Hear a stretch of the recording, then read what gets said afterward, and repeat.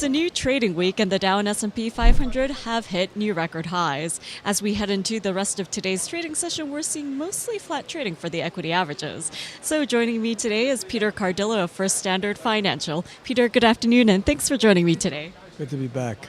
Well, we have a lot going on. We got a handful of economic data releases today, but of course all eyes are on President Donald Trump's speech in front of Congress tomorrow evening.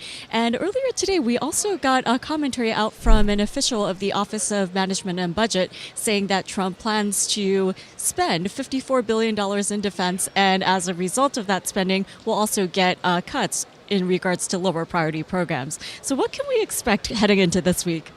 Well, I think, a lot of this has already been built in. I think investors are really just going to take a wait and see attitude.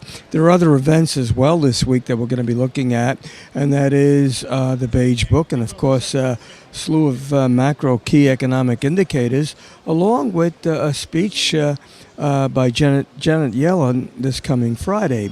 So I kind of think, the market right now is basically hitting a short-term top in the sense that we're probably not going to see much reaction to the State of the Union message. I don't think it'll be negative. I think there'll be some sort of a positive reaction. But I think at one point or another, investors are going to look at the fact that perhaps there could be a rate hike as early as March. And if that happens, that means that the Fed is probably going to get its way, and we're probably going to see three rate hikes this year. So that could be a little bit of a damper for the market. Well, Peter, now that we've covered what we've been focusing on in today's session here in the U.S., I want to shift our focus on overseas to the U.K. as well as the Eurozone. Now, in terms of currency market action, we saw the British pound dip earlier today, and it is still lower against the U.S. currency in afternoon trade. Now, there are concerns about a possible referendum in Scotland, and of course, we have the elections coming up. So what do you make of that action? I think those two factors are the key.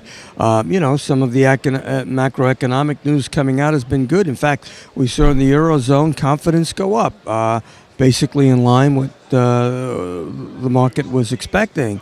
But we do have those two major events, a possible referendum in Scotland, and even more probably concerning is the French elections. And of course, that could be very detrimental to the markets going forward. And last but not least, of course, we'll be heading into a new trading month in the middle of this week. And we only have another trading session left until March, and that means the final month for the end of Q1 here in the U.S. So what do you expect to see next month? Well, as I said, I think now that the earnings season, is basically winding down to a crawl, it's been a good earnings season. Even if the quarter were to experience a 5 or 6% pullback, it'd still be a good quarter.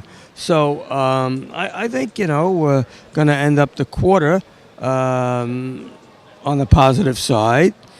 We could give up some of the gains, but not necessarily anything that would be indicating a total reversal in confidence.